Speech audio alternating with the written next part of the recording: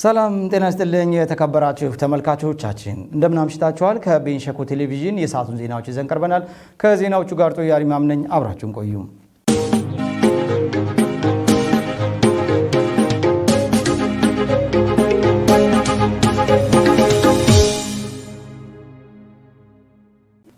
በቅድሚያም ዋና ዋና ዜናዎችን በማሰማት እንጀምራለን። በቤንች ሸኮ ዞን ሰሜን ቤንች ወረዳ የምግብ ማጠናከሪያ ስርዓት ፕሮግራም በ17.5 ሚሊዮን ብር በሳሲን ወንዝ ላይ ለሚያስገነባው ድልድይ ግንባታ የመሰረት ድንጋይ ተቀመጠ። በፍርድ ቤቱ የሚሰጠው አገልግሎት ከጊዜ ወደ ጊዜ የተሻሻለ መምጣቱን የቤንች አካባቢ ከፍተኛ ፍርድ ቤት ተገልጋዮች ተናገሩ። አልፎ አልፎ የሚከሰቱ የጸጥታ ችግሮችን በዘላቂነት እንዲፈቱ በማድረግ በኩል የበኩላቸው ሚና እንደሚወጡ የምዕራብ ኦሞ ዞን ምክር ቤት አባላት ተናገሩ።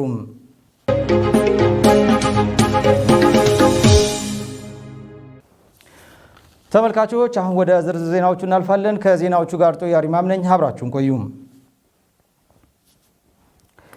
በቤንች ሸኮ ዞን ሰሜን ቤንች ወረዳ የምግብ ማጠናከሪያ ስርዓት ፕሮግራም በ17.5 ሚሊዮን ብር በሳሲን ወንዝ ላይ ለሚያስገነባው ድልድይ ግንባታ የመሰረት ድንጋይ ተቀመጠለት። የድልድይ ግንባታው 7 ቀበሌዎችን ከዞንና ከወረዳ መካከል በማገናኘት ከ30 ሺህ በላይ የህብረተሰብ ክፍሎችን ተጠቃሚ እንደሚያደርግም ተጠቁሟል። ሰለሞን ፈጠነ ተጨማሪ አለው። በቤንች ሸኮ ዞን ሰሜን ቤንች ወረዳ ያሊ ቀበሌ የምግብ ስርዓት ማጠናከሪያ ፕሮግራም በ17.5 ሚሊዮን ብር በሳሲን ወንዝ ላይ ድልድይ ለማስገንባት የመሰረት ድንጋይ ተቀምጧል። የመሰረት ድንጋዩን ያስቀመጡት የቤንች ሸኮ ዞን ዋና አስተዳዳሪ አቶ ሀብታሙ ካፍትንና የሰሜን ቤንች ወረዳ ዋና አስተዳዳሪ አቶ ዘማች አዳ ናቸው። በዕለቱም የዞኑ ዋና አስተዳዳሪ አቶ ሀብታሙ ካፍትን ድልድዩ የአካባቢው ምርት ወደ ገበያ ለማውጣት ከፍተኛ አስተዋጽኦ ይኖራል ብለዋል። በክረምት ወር ወንዙ ሲሞላ ህብረተሰቡ ላይ ይደርስ የነበረውን እንግልትና ሰቀቀን የሚያስቀር መሆኑን ገልጸው ድልድዩን በተቀመጠለት ጊዜ ተጀምሮ ሊጠናቀቅ እንደሚገባ አሳስበው ለዚህም የአካባቢው ነዋሪዎችና የወረዳው አመራሮች ድጋፍ ሊያደርጉ ይገባል ሲሉም ገልጸዋል። የሰሜን ቤንች ወረዳ ዋና አስተዳዳሪ አቶ ዘማች አዳ በበኩላቸው የያሊ ዳክን ዶሪ መንገድ አካል የሆነው የሳሲን ወንዝ ድልድይ የአካባቢው ህዝብ የዘመናት ጥያቄ ምላሽ የሚያገኝበት በመሆኑ ትልቅ እድል ነው ሲሉ ገልጸዋል። የምግብ ስርዓት ማጠናከሪያ ፕሮግራም በወረዳው በርካታ የልማት ስራዎችን እየሰራ ይገኛል ብለው በመንግስት አቅም ሊከናወኑ ያልቻሉ ተግባራትን በማከናወን ህብረተሰቡን ተጠቃሚ እያደረገ በመሆኑ ምስጋና አቅርበዋል። በሰሜን ቤንች ወረዳ የምግብ ስርዓት ማጠናከሪያ ፕሮግራም ዩኒት አስተባባሪ አቶ ቡዛብ ደመላሽ የድልድዩ ግንባታ በ90 ቀናት ውስጥ ተጠናቆ ለአገልግሎት ክፍት ይደረጋል ብለው የሚገነባው ድልድይ ያሊ ዳክን፣ ኦካ፣ ቃሻ፣ ፋካተን፣ ጠመንጃጅና ሙያ የሚባሉ 7 ቀበሌዎችን ከዞንና ከወረዳ ማዕከል በማገናኘት ከ30 ሺህ በላይ የህብረተሰብ ክፍሎችን ተጠቃሚ ያደርጋል ብሏል። ግንባታውን ለማከናወን ኤልኤች ጠቅላላ የስራ ተቋራጭ የሳይት ርክክብ ያደረገ ሲሆን ድልድዩን በተቀመጠለት ጊዜ ሰርቶ በማጠናቀቅ ለማስረከብ እንደሚሰራ የተቋራጩ ተወካይ አቶ ወንድማገኝ ታረቀኝ ተናግረዋል። በመርሃ ግብሩ ላይ የተገኙት የህብረተሰብ ክፍሎችም ድልድዩ ባለመኖሩ የተነሳ ለተሽከርካሪ አስቸጋሪ ሆኖ ምርታቸውን ወደ ገበያ ለማውጣት ይቸገሩ እንደነበር ተናግረው ለድልድዩ ግንባታ የመሰረት ድንጋይ በመቀመጡ ደስተኞች መሆናቸውን ተናግረዋል።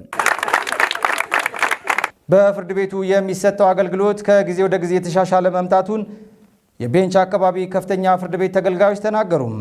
ፍርድ ቤቱ የሚሰጠውን አገልግሎት ፈጣንና ቀልጣፋ ለማድረግ በትኩረት እየሰራ መሆኑንም አስታውቋል። ተጨማሪ አለን። የቤንች አካባቢ ከፍተኛ ፍርድ ቤት በስሩ 4 ከተማና 6 የወረዳ ፍርድ ቤቶች የሚገኙ ሲሆን ነፃና ፍትሐዊ የዳኝነት አገልግሎት እየሰጠም ይገኛል። በፍርድ ቤቱ ተገኝተን ያነጋገርናቸው ተገልጋዮችም በፍርድ ቤቱ የሚሰጠው አገልግሎት ከጊዜ ወደ ጊዜ እየተሻሻለ መምጣቱንም ተናግረዋል። ዞን ከፍተኛ ፍርድ ቤት የዳኝነት አገልግሎት አሰጣጥ ከዚህ ቀደም ከነበረው አንጻር ከጊዜ ወደ ጊዜ እየተሻሻለ የመጣበት ሁኔታ ነው ያለው። ፍርድ ቤቶች የክልሉ ፍርድ ቤት በቅርቡ አዲስ የመዋቅር ጥናት አድርጎ ያ በመተግበሩ የተነሳ የአገልግሎት አሰጣጡ ከሬጅስትራር አንስቶ እስከ ችሎት ያለው ሂደቱ በተለይ ቀልጣፋ እና ጥራት ያለው አገልግሎት ነው እየተሰጠ ያለው። የቤንች ሸኮ ዞን ፍርድ ቤት ያው ደንበኞችን ከማገልገል አንጻር የተደራሽነት የፍትህ ፍሰቱን ተደራሽነት እንደ ማረሚያ ቤት ስናቅ ያው መደበኛ የሆኑ ክሶችን ነው የምንመጣውኛ።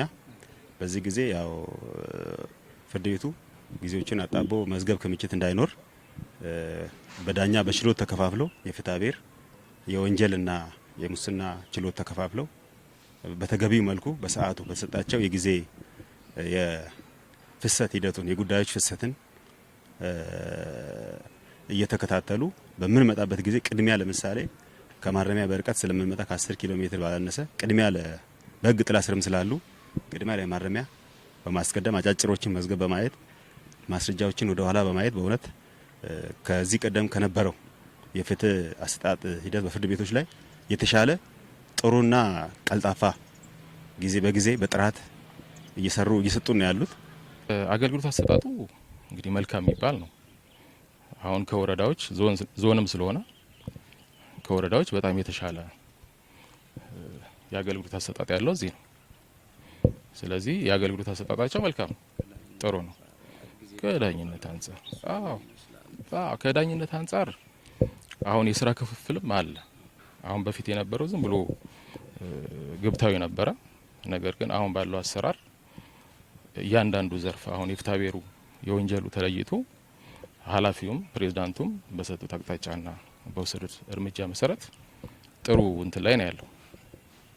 አሰጣጡ በጣም ጥሩ ነው። ይግባኝ ይዤ መጥቻለሁ። ይግባኙን ይዤ መጥቼ እዚህም አቀባበላቸው መልካም ነው። ሁሉንም በስርዓቱ በወረፋ ያስተናገዱ ነው። በተለይ ፍርድ ቤቱ ከቴክኖሎጂ አጠቃቀምና ከዳኞች እጥረት ጋር ተያይዞ የሚታዩ ችግሮች መኖሩን ጠቁመው ይህንንም ችግር ለመፍታት በትኩረት መስራት አለበት ብለዋል። በተለይ ፍርድ ቤቱ ያለውን አገልግሎት አሰጣጥ ፈጣን፣ ቀልጣፋና የዘመነ እንዲሆን ፍርድ ቤቱ ዘርፈ ብዙ ተግባራት በማከናወን ላይ እንደሚገኝ ተናግረዋል። አንድ መዝገብ ተከፍቶ ሲመጣ መነሻ ጊዜ ይኖረዋል፣ መካከለኛ ጊዜ ይሆናል፣ ማጠቃለያ ጊዜ ይኖራል። ይሄ ግዴታ ተገብቶበት ነው ከዳኛ ጋር ስራ የምንሰራውና ካነሰ ሁኔታዎች ከተመቹ ክርክሩ ከፈጠነ በመነሻ ጊዜ የተወሰነ የሚዘገይ ከሆነ በመካከለኛ ጊዜ በጣም ምንተነ የሚያረግ ከሆነ በማጠቃለያ ጊዜ እንዲወሰን የጊዜ ገደብ ተሰጥቶት እያንዳንዱ ጉዳይ በባህሪያቸው ማለት ነው። አንዳንዴ ብዙ ተከሳሾች ያሉበት ክርክሩ የሚበዛባቸው ሊረዝም ይችላል። ይህን አድርገን የጉዳዮች ፍሰት መመሪያ አድርገን እየሰራን እንገኛለን። ከዚህ በፊት መዝገቦች ላይ በ2 ወር መወሰን ቀይ፣ ቢጫ፣ አረንጓዴ ብለን ስናረግ የነበረው ነው አሁን ይሄ ሀሳብ የተካው። ስለዚህ አሁን መዝገቦቻችን ላይ እንደ ድሮ ላለፈው 15 ዓመታት ስንሰራ የነበር ቀይ፣ ቢጫ፣ አረንጓዴ የሚለውን ነገር አሁን አቆመናል። እሱን የሚተካ መመሪያ ወጥቶ በዚህ መልክ እያደረገን ነው። ፍርድ ቤቱ በግማሽ ዓመቱ ብቻ በወንጀልና በፍትሐብሔር ከቀረቡ 3639 መዝገቦች ውስጥ ከ2947 በላይ መዝገቦች ውሳኔ እንዲያገኙ ማድረጉንም ፕሬዝዳንቱ ተናግረዋል። ዋነኛው ስራችን መዝገብ የሚቀርቡትን አቤቱታዎችን መርምሮ ውሳኔ መስጠት ነው ዋናው ዓላማችን። ከዚህም አንጻር በዞኑ ስር በ4 የከተማ መጀመሪያ ደረጃ ፍርድ ቤት፣ በ6 የወረዳ ፍርድ ቤት እና በአንድ ከፍተኛ ፍርድ ቤት ነው ይሄ መዋቅር እየመራን ያለ ነው። ከዚያ ውስጥ በዚህ በግማሽ ዓመት ውስጥ 1197 ወንጀል፣ 1750 ፍትሐብሔር፣ 2947 በድምር ወስነን ከሁሉም ፍርድ ቤቶች 189 ወንጀልና 496 ድምር 685 መዝገቦች ለቀጣይ ለ3ኛ ሩብ ዓመት አስተላልፈናል። አጠቃላይ አፈጻጸማችን 81% ላይ ይገኛል። አልፎ አልፎ የሚከሰቱ የጸጥታ ችግሮችን በዘላቂነት እንዲፈቱ በማድረግ በኩል የበኩላቸው ሚና እንደሚወጡ የምዕራብ ኦሞ ዞን ምክር ቤት አባላት ተናገሩ። በዞኑ አስተዳደር በኩል ለሰላም ጉዳይ ትኩረት ተሰጥቶ በቅንጅት እየተሰራ መሆኑንም አስታውቋል። ቡዛዩ አሰሳኝ ተጨማሪ አለው። በደቡብ ምዕራብ ኢትዮጵያ ሕዝቦች ክልላዊ መንግስት ከሚገኙ 6 ዞኖች አንዱ ነው የምዕራብ ኦሞ ዞን። ዞኑ በአርብቶ አደርነትና በከፊል አርብቶ አደርነት የሚታወቅ ሲሆን በከርሰ ምድርና በገጸ ምድር ሀብቱም የታደለ ነው። ዞኑ ለግብርና ስራ ተስማሚ ስነ ምህዳር ያለው አካባቢ ከመሆኑ ባለፈ የተለያዩ ማዕድናት ባለቤትም ጭምር ነው። ነገር ግን የግጦሽ መሬትን ጨምሮ ማዕድናትና ሌሎችን መነሻ በማድረግም ካለፈ ባገደመ አለመግባባቶች እንደሚፈጠሩ ነው የዞኑ ምክር ቤት አባላት የሚናገሩት። ስሜ አለምነሽ ሳፒ ይባላለሁ። የምዕራብ ኦሞ ዞን የምክር ቤት አባል ነኝ። እንደ ምዕራብ ኦሞ ዞን አዲስ ዞንም ነው። ብዙ ጸጋዎች አሏት። በተፈጥሮ የታደልንን በደን ቢባል በማዕድናት ቢባል የሌለ ነገር የለም። ግን እነዚህን ወደ ውጤት እንዳይቀየሩ አንዳንድ የጸጥታ ችግሮች ይፈጠራሉ። የጸጥታ ችግር ሲፈጠር ለልማት መዋል ያለበት ሀብት ሂዶ እዛ ላይ ያለ አግባብ ይባክናልና ስለዚህ የጸጥታ ችግሮች ሲኖሩ የትኛውም ልማት ወደፊት አይሄድም። ስሜ መኮንን ያርዝ በምዕራብ ኦሞ ዞን የማጂን አካባቢ በመወከል የዞን ምክር ቤት አባል ነኝ። ያው ምዕራብ ኦሞ ዞን የተለያዩ የሀብት አማራጮች ያሉት ነው። ከመሬት ጀምሮ መሬት ለግብርና ስራም ለእርባታም ለሌሎች ስራዎች የሚሆኑ ሰፊ መሬት ያለው አካባቢ ነው። ከዛ ውጭ ደግሞ የማዕድን ሀብትም ያለበት አካባቢ ነው።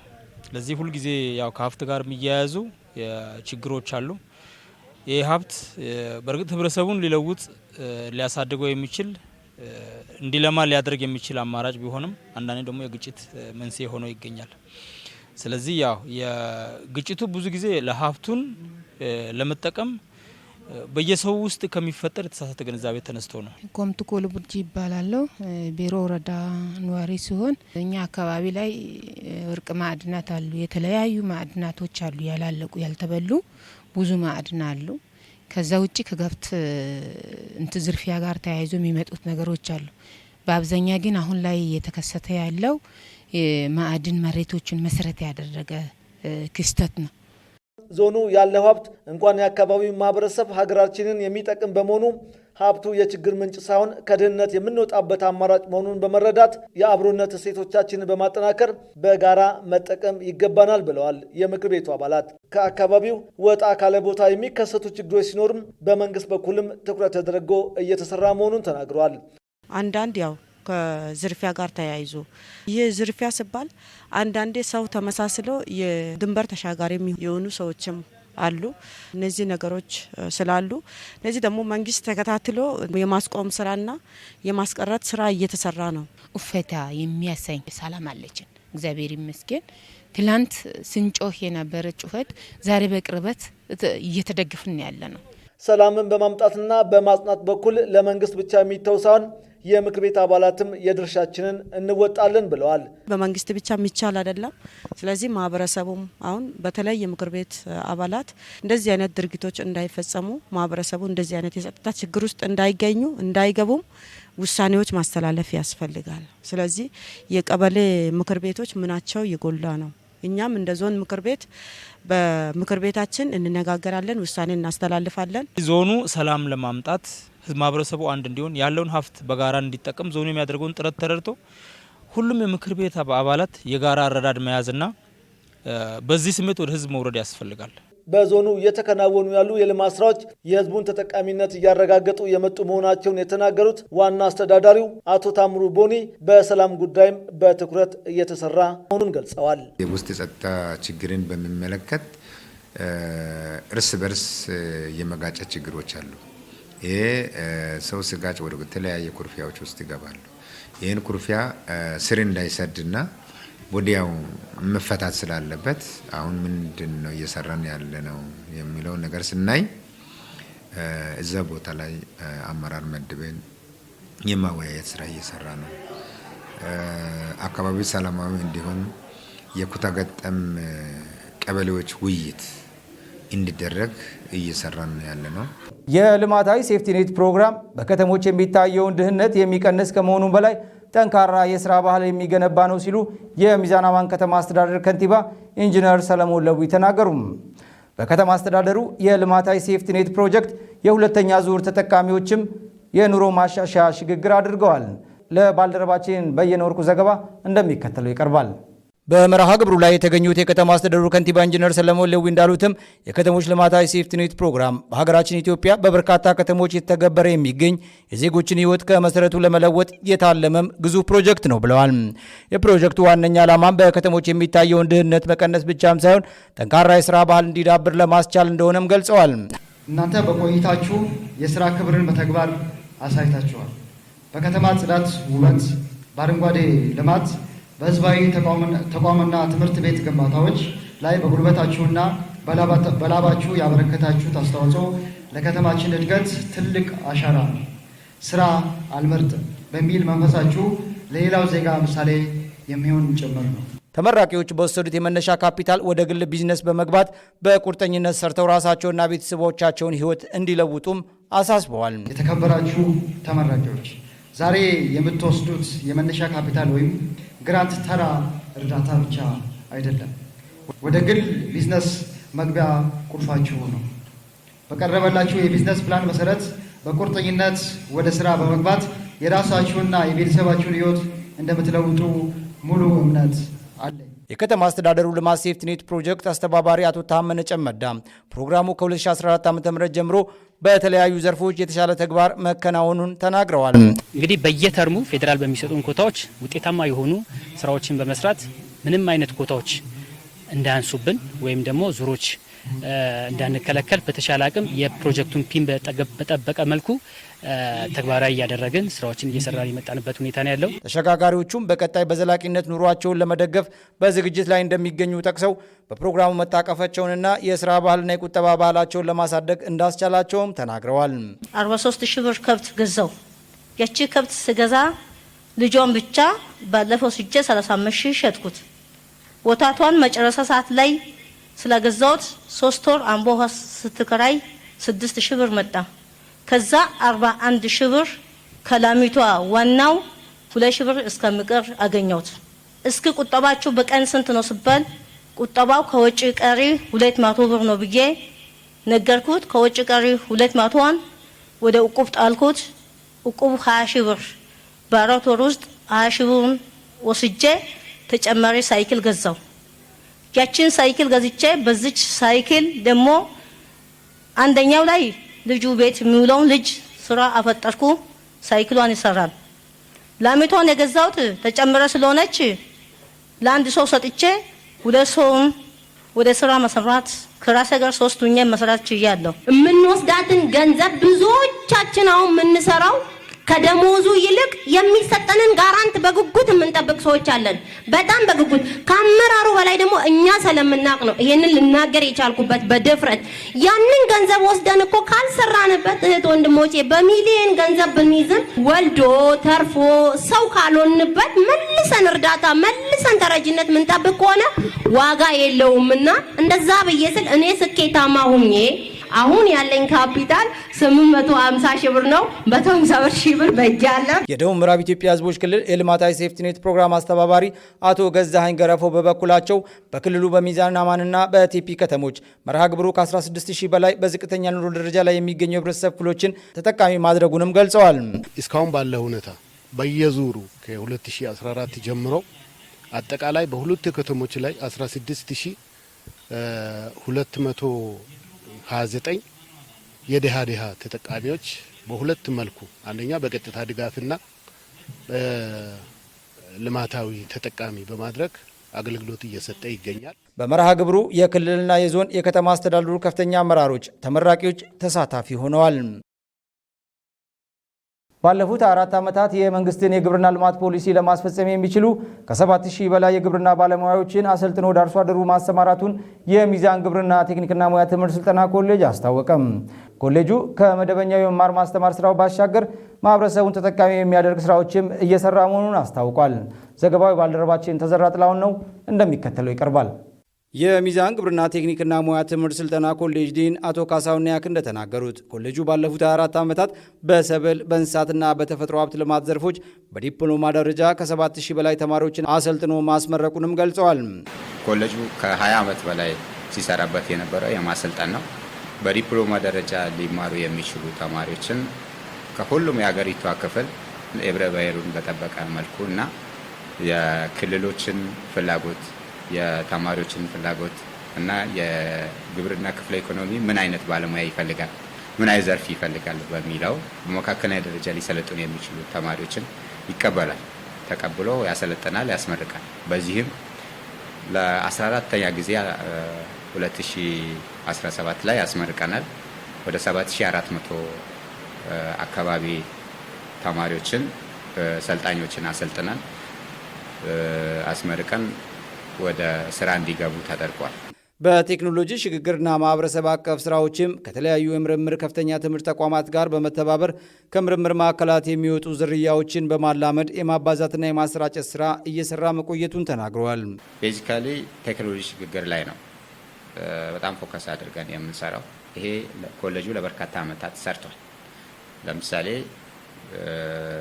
አዳዲስ የእንስሳት ዝርያዎች ውጤታማ የሆኑ የተሻሻሉ የእንስሳት ዝርያዎች እዚህ ያልተለመዱ የተለመዱ መሆኑ ደግሞ ውጤታማ የሚሆኑ የእንስሳት ዝርያዎችን የማላመድ ካላመድን በኋላ ደግሞ በነፃም በቅናሽ ወይም በጣም ከገበያ ባነሰ ዋጋ ለአርሶ አደሮች ኮሌጁ ለበርካታ ዓመታት ሲያቀርብ ቆይቷል። የተሻሻሉ የአሳ ዝርያዎች አሁን ባለፈው የሰበሰብን ነበረ የት አካባቢ አሰራጭ ነው ምን ላይ ደርሷል የሚለውን ጭምር ከዛም ሲያልፍ አርቲፊሻል ኢንሲሚሌሽን የኮርማ አገልግሎት እነዚህ ስራዎች ዝርያ ለማሻሻል በርካታ ስራዎች በእንስሳት ዘርፉ ሲሰራ ነበር። በተመሳሳይ በሰብል ዘርፍም ቡና ላይ፣ ቅመም ላይ፣ ሻይ ላይ እነዚህ ስራዎች በቅርብም የተጀመሩ ከዚህ በፊትም ለበርካታ ዓመታት ሲሰሩ የነበሩት ናቸው። የግብርና ኮሌጁ የቴክኖሎጂ ሽግግርና የማህበረሰብ አገልግሎት ዘርፍ ምክትል ዲን መምህር ጥላሁን አለማየሁ በበኩላቸው ኮሌጁ የአርሶ አደሩን አልሚ ባለሀብቱንና የከተማ ነዋሪውን ተጠቃሚነት የሚያደርጉ ስራዎችም እየሰራ እንደሚገኝም ገልጸዋል። ኮሌጅ ሲመሰረት ዋናው ዓላማ የመማር ማስተማር ሂደቱን ማሳለጥ ነው። እየቆየ ሲሄድ ግን ከመማር ማስተማር በተጨማሪ ይሄ ተቋም የሆነ ቦታ ላይ ሲመሰረት የአካባቢ ማህበረሰቡንም ተጠቃሚነት ማረጋገጥ መቻል አለበት። ስለዚህ በእርግጥ መማር ማስተማሩ አንዱ ቢሆንም በሁለተኛ ፒላር ደግሞ ቴክኖሎጂና ማህበረሰብ አገልግሎት ዋና ፒላር ሆኖ እንዲቀጥል አሁን ላይ ቴክኖሎጂ ሽግግርና ኢንተርፕራይዝ ምክትል ዲን ሆኖ ተዋቀረ። ይሄ ዋናው ዓላማ ቅድም እንዳልኩት ስልጠናው አለ። ከስልጠናው ባሻገር ግን ማህበረሰብን ታሳቢ ያደረገ የተማሪዎችን በተለይ ከመማር ማስተማር ጋር ተያይዞ ደግሞ ስኪል እንዲኖራቸው ክህሎት እንዲኖራቸው ታሳቢ ተደርጎ የተዋቀረ ክፍል ነው። እንደምታዩት እዚህ ቦታ ላይ እያንዳንዱ ስልጠና የሚሰጠውን ስራ እኛ መሬት ላይ ሰርተን ተማሪዎቹ በተግባር እንዲሰለጥኑበት፣ ተማሪ በተግባር ከሰለጠነበት በኋላ ደግሞ መጨረሻ ላይ እንደሚደረገው ይሄ የማህበረሰብ ጭምር ስለሆነ ማህበረሰቡ እዚህ ቦታ ላይ ሰልጥኖ የአካባቢው ይሄ የግብርና መምሪያው አለ። በአጠቃላይ ከኛ የተለያዩ ተቋማቶች አሉ። ከኛ ጋር አብረው እየሰሩ ይሄ የኛ ማሳየ ቦታ ነው። በነገራችን ላይ የቡና ላይ በከፍተኛ ስራ እንሰራለን። አሁን ዘንድሮ ላይ ምንም ከ150 ሺህ ያላነሰ የቡና ዝርያ አሁን እዚህ ያባዛና ያለ ነው። ኮሌጁ ከመማር ማስተማር ስራው ባሻገር በቡናና ሻይ ቅመማ ቅመም ዘርፎች የልዕቀት ማዕከል ለመሆን እየሰራ መሆኑን ገልጸው የአርሶ አደሩን ምርትና ምርታማነት የማረጋገጥ ስራውም ተጠናክሮ ይቀጥላል ብለዋል። እኛ አሁን ከቻይና መንግስት ጋር አብረን እንሰራለን። ስለዚህ የቻይና መምህራኖች አሉ። የቻይና መምህራኖችን እዚህ ስንቀጥርኛ ዋናው ዓላማ እዛ ቦታ እነሱ ሀገር ላይ ምን አለ እኛ ጋር ደግሞ ምን ሊሆን ይችላል የሚለውን ነገር እግር መንገድ የአዳፕቴሽን ስራ እንዲሰሩ ነው። ስለዚህ ሀባብ እኛ ጋር እየሞከረ ነው። ሀባብ እኛ ጋር በተለይ የሚያመጡ ዝርያ ላይ የተሻለ ከሆነ እኛ ማሳ ላይ ከሞከርን በኋላ የተሻለ ከሆነ አሁንም ለአካባቢ ማህበረሰብ ተደራሽ ማድረግ ነው አንድ። ሁለተኛ መስኖ ያው እኛም ተዝቀደም ብዙ ያለመር ነው ነበር። በዚህ በማሳችን አልፎ እየሄደ በዋተር ካን ነበር የምናጠጣ። ያ ደግሞ ሲሆን ተደራሽም አይሆንም ትክክልም አይሆንም አሁን ካለው አንጻር። ስለዚህ ምንድነው ሰው ብንፈልግ በየጓሮ ላይ ውሃው አልፎ እየሄደ ግን ምንም ምርት የሚባል ነገር አያመርትም። ስለዚህ እኛ ይሄን እዚህ ቦታ ላይ መስኖ ላይ በሰራን ቁጥር የኛ ቅድም እንዳልኩ ትርፍ አይደለም ዋናው ዓላማችን። እኛ እንደ ሞዴል ሆነ ለአካባቢ ማህበረሰብ እዛ ጋር ምን አለ ብሎ መጥቶ አይቶት ራሱ ላይ ሄዶ ደግሞ ራሱ እንዲመለከት ለማድረግ የህብረተሰቡን የልማት ተጠቃሚነት ለማረጋገጥ ባለድርሻ አካላት የበኩላቸውን ድርሻ ሊወጡ እንደሚገባ የሸኮ ወረዳ አስተዳደር አስታወቀም። በወረዳው እየተከናወኑ ያሉ የተለያዩ የልማት ስራዎችንም የወረዳው ምክር ቤት አባላት ተዘዋውረው ተመልክተዋል። ለአብዲስ ዩናስ ዘገባ ሰለሞን ፈጠነ ያቀርበዋል። የወረዳውን ህብረተሰብ የልማት ፍላጎት ለመመለስ የ350 ሚሊዮን ብር ፕሮጀክት ከ2016 ዓ.ም ጀምሮ ተቀርጾ የህብረተሰቡን የልማት ተጠቃሚነት በማረጋገጥ በኩል የተለያዩ ተግባራት እየተከናወኑ ይገኛል። የሸኮ ወረዳ ምክር ጉባኤ አባላት የሁለተኛ ጉባኤ ዓመት የአስፈጻሚ የምክር ጉባኤ አባላት ነው። ፕሮግራማችን የዳማ ድልድይ ጉብኝትና ቀጥሎ የኢተቃ የሞዴል ትምህርት ቤት የጤና ማህበረሰብ አቀፍ መድኃኒት ቤት ቀሪዎቹም ፕሮግራም ጉብኝት ጊዜ ይሆናል። በሚከናወኑ ተግባራት በየደረጃው የሚገኙ ባለድርሻ አካላት የበኩላቸውን እንዲወጡ እየተሰራ ባለው አመርቂ ውጤት እየተመዘገበ እንደሚገኝ የሸኮ ወረዳ ዋና አስተዳዳሪ አቶ አሪ ጉርሙ ተናግረዋል። ችግሮች በጣም የቆዩ እና ስር የሰደዱ ችግር ከመሆኑ ጋር ታይዘው ቅርብ ጊዜ ፓርቲያችን ብልጽግና ፓርቲ ሰው ተኮር በመሆኑ ቅድሚያ ለሰው ልጅ ትኩረት ሊሰጥ ይገባል የሚል በአስተምሮትና በተሰጠ አቅጣጫ መሰረት 2016 መጨረሻው ዓመት አካባቢ ላይ ተነጋግረን ህዝቡ ጋር ውይይት አድርገን ቢያንስ ይህን ችግር ለመፍታት 350 ሚሊዮን ፕሮጀክት 5 ዓመት ሊዘልቅ የሚችል ፕሮጀክት አቅደን እዚህ ውስጥ ቁጥር 1 የዳማ ድልድይ ግንባታ ነው። ድልድዩ ሙሉ አልቆ አሁን ምረቃ ቀን ብቻ ነው የምንጠብቀው ከዚህ በኋላ። በወረዳውና በከተማው የሚከናወኑ የልማት ተግባራትን ለማሳካት በህብረተሰብ ተሳትፎ 45 ሚሊዮን ብር ገቢ መሰብሰቡን አስተዳዳሪው ገልጸዋል። ዘንድሮ በያዝነው በጀት ዓመት ላይ በተለይ ኦልሞስት ወደ 55 ሚሊዮን ሰብስበናል። አሁን ዘንድሮ 60 ሚሊዮን የሚጠጋ ገንዘብ የሰበሰብ ነው። ገና እስከ ሰኔ ድረስ 150 ሚሊዮን እንደምንሰበሰብ ቀበሌ አመራሮች በጣም አገዛችሁ፣ አገሮች በጣም አገዛችሁ። በዚህ መልክ እየሰበሰብ ነው አሁን የምንገኘው። ይሄ ገንዘብ አሁንም አካውንት አለ። ኦልሞስት 45 ሚሊዮን ብር አሁን እኛ አካውንት አለ። ስለዚህ ይሄንን ድልድይ ወደ 34 ሚሊዮን ብር ጨርሰን ግንባታን ጨርሰናል። ይሄን ሁሉ ስናደርግ ከመንግስት ቋት መንግስት በጀት የወጣው የተመደበ ገንዘብ የለም። ሙሉ የህዝብ ድጋፍ ነው። ይሄ ግሬደር አሁን ቅርብ ጊዜ ገዝተን ፕሮሰስ ያደረግ ነው። ግሬደር ማሽን ገዝተን በየአመት በየክረምት የሚቆራርጡ መንገዶችን ኦን እናደርጋለን በግሬደር። እኛ ፈጣሪ ካገዘና በደንብ አሁን ገቢ እስከ 150 ሚሊዮን ከሰበሰብን አሁን ግሬደር የሚገዛ አቅም ደርሰናል። አሁን ተጨማሪ ደግሞ ሎደር እንገዛለን። ተጨማሪ ደግሞ ገልባጭ መኪና እንገዛለን። እነዚህ ሶስቱን ከገዛን ሸኮ ወረዳውን 26 ቀበሌውን ክረምትና በጋ ኦን እናደርጋለን። የትኛውም ሰዓት ላይ ሰው ዝናብ ዘነበ፣ ጭቃ ጨቃየ፣ ትራንስፖርት ተቸገርን፣ በሽተኞችን ወደ ሐኪም ቤት መድረስ ተቸገርን የሚል ሀሳብ እንዳይመጣ ዳግም ይህን ችግር እንፈታለን። የወረዳው ምክር ቤት አባላት በህብረተሰብ ተሳትፎ ከሚከናወኑ ተግባራት መካከል የዳማ ቁጥር 2 ድልድይ ግንባታ ተጠናቆ ለምረቃ መዘጋጀቱን የኢተቃ ቅድመ መደበኛ ሞዴል ትምህርት ቤት ለደሃ የእህል ማከማቻ መጋዘን የማህበረሰብ አቀፍ የመድኃኒት መደብር ተጎብኝቷል።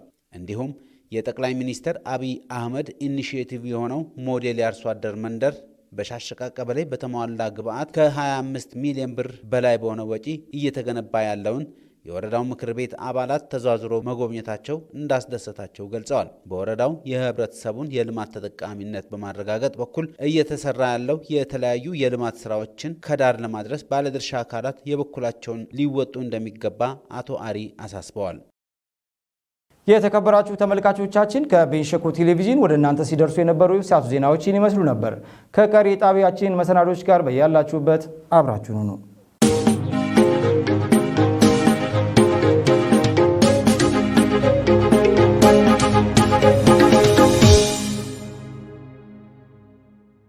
ክቡራን ተመልካቾቻችን ከቤንች ሸኮ ቴሌቪዥን ወደ እናንተ ሲቀርብ የነበረው የዕለተ ማክሰኞ የአማርኛ ፕሮግራማችን ይህን ይመስል ነበረ። የተለያዩ ፕሮግራሞቻችን እንግዲህ በማህበራዊ አማራጮቻችን መከታተል ትችላላችሁ። የዛሬው መሰናዶ ወደ እናንተ በማቅረብ ተዘራ ጥላሁን ከካሜራ ባለሙያ ግርማ ከበደ እንዲሁም ከመላው ስቱዲዮ ባለሙያዎች ጋር በጋራ በመሆን እንዲህ ባለ መልኩ ወደ እናንተ ስናደርስ ቆየን። ሳምንት በተመሳሳይ ፕሮግራም እስከምንገናኝ ሰላም።